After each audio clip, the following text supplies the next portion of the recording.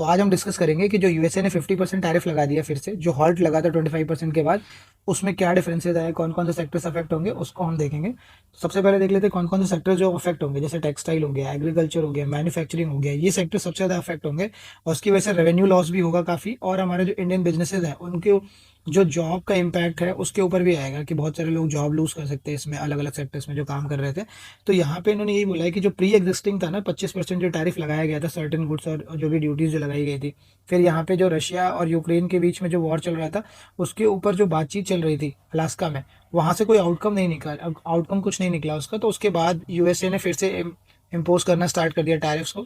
उसमें फिर से इन्होंने जो हॉल्ट लगाया था 25% टैरिफ के बाद इंडिया के ऊपर, उसको इन्होंने इंक्रीज करके 50% फिर से कर दिया। उन्होंने बोला कि ये कल 12 बजे से रात के स्टार्ट हो जाएगा, ये टैरिफ जो है वो लग जाएगा इंडिया के ऊपर।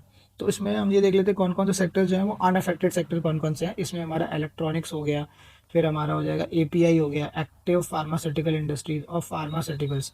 तो ये जो सेक्टर्स हैं इनको ऑलरेडी एग्जेम्पशंस मिल रखा है, इनके ऊपर कोई भी इम्पैक्ट नहीं पड़ेगा, बट इम्पैक्ट हमारा सबसे ज़्यादा इन सेक्टर्स पे ही पड़ेगा।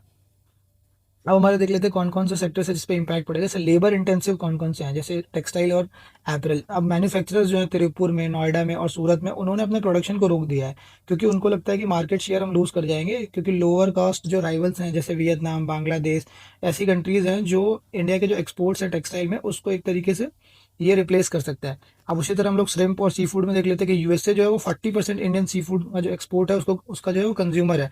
तो जो नया टैरिफ लगेगा वो कहीं ना कहीं एक तरीके का रिस्क क्रिएट कर देगा, जिससे हम स्टॉक पाइलिंग स्टार्ट कर देंगे और एक समय से ज़्यादा हम श्रिम्प और सी फूड को रोक नहीं सकते। तो उसकी वजह से हमारा जो पूरा सप्लाई चेन है वो डिसरप्ट हो जाएगा और इससे बहुत सारे फार्मर्स को भी नुकसान पहुंचेगा। तीसरा सेक्टर है leathers and James and jewelleries का, जिसमें ये बोला गया कि बहुत स्ट्रॉन्ग एक्सपोर्ट सेक्टर्स है और ये बहुत वाइटल भी है क्योंकि सबसे ज़्यादा लोग यहाँ पर एम्प्लॉयड है। और ये एक्सपेक्ट किया रहा है कि सबसे ज़्यादा वर्स्ट हिट होगा इन पे ही, लेदर जेम्स एंड ज्वेलरीज पर, क्योंकि इसमें सबसे ज़्यादा लेबर इंटेंसिव है और वो उन्हें वल्नरेबल बना देगा अगर टैरिफ अगर इस पर इम्पैक्ट होगा तो अब इसमें हमने देख लिया फार्मास्यूटिकल्स, इलेक्ट्रॉनिक और पेट्रोलियम के जो प्रोडक्ट्स हैं वो continue remain to the exempt from this tariff, और ये टैरिफ उन पर नहीं लगेगा।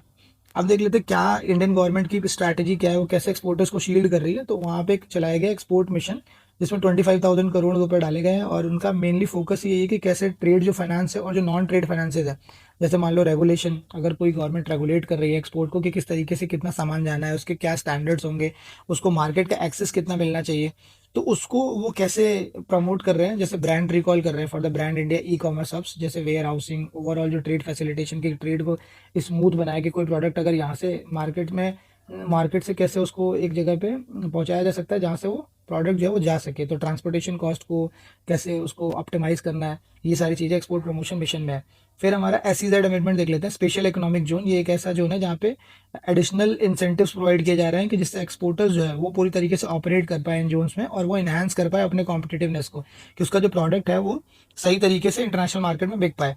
उसी तरह जीएसटी भी रिवैम्प किया जा रहा है कि जो लेबर इंटेंसिव सेक्टर्स हैं उसमें जीएसटी का जो फ्रेमवर्क है उसको और स्ट्रेंथन कर रहे हैं कि उसको किस तरीके से हम यूटिलाइज कर सकते हैं। जैसे फूड प्रोसेसिंग और टेक्सटाइल इंडस्ट्री है, उनका बेसिकली एम है कि कैसे डोमेस्टिक की जो डिमांड है और एक तरीके का क्या है कि जो एक्सपोर्ट चैलेंज है ना उसको कुशन का प्रोवाइड करेगा, कि अगर हमारे यहाँ खुद ही कंट्री में इतना प्रोड्यूस होकर अगर कंज्यूम होने लगेगा तो हमें दूसरों के ऊपर डिपेंडेंट नहीं रहना पड़ेगा।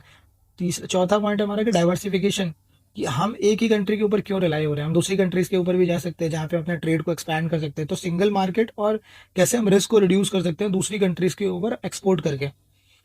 अब वही है कि बाई 2047 तक हम अपने डेमोक्रेसी और डेमोग्राफी की वजह से हम अपने कैसे एक्सपोर्ट को बढ़ा सकते हैं, एक सप्लाई चेन रेजिलियंस बना सकते हैं जिससे हम फोर्टिफाई कर पाएँ और मैन्युफैक्चर कर पाएँ कि ये कितना एफिशिएंट है और ग्लोबली कॉम्पिटिटिव भी है, कि हम इंडस्ट्रियल कॉरिडोर्स को बनाए, लॉजिस्टिक पार्क्स को बनाए। तो फ्यूचर इंडस्ट्रीज पे फोकस करने चाहिए। जैसे फ्यूचरिस्टिक इंडस्ट्रीज कौन कौन सी है हमारी, सेमी कंडक्टर हो गई, क्रिटिकल मिनरल हो गया। तो ये एक तरीके का क्या करेंगे, बूस्ट भी करेगा कि हम सेल्फ रिलायंस भी है और इनोवेशन भी हो रहा है। अब हम ये देख लेते हैं कि जो इंडिया का जो फाइनेंशियल ईयर है 2026 का वहाँ पे जो एक्सपोर्ट होता है हमारा यूएसए में वो हो सकता है ड्रॉप होकर $49.6 बिलियन पर आ जाए, ऐसा एक्सपर्ट्स का कहना है। और इसमें कौन कौन से सेक्टर्स जो हैं वो होंगे। अब हम डाइवर्सिफिकेशन कैसे कर सकते हैं, डाइवर्सिफिकेशन अगर हम देखेंगे तो दूसरी कंट्रीज में कहाँ कहाँ कर सकते हैं, यूरोपियन यूनियन में कर सकते हैं, यूके में कर सकते हैं, यूरेशियन में कर सकते हैं, यूरोप प्लस एशियन जो कंट्रीज हैं उनको मिला के कर सकते हैं, और ईस्ट एशिया वाली कंट्रीज में भी हम अपने सामान को पहुंचा सकते हैं। तो एज हम डाइवर्सिफिकेशन कर सकते हैं।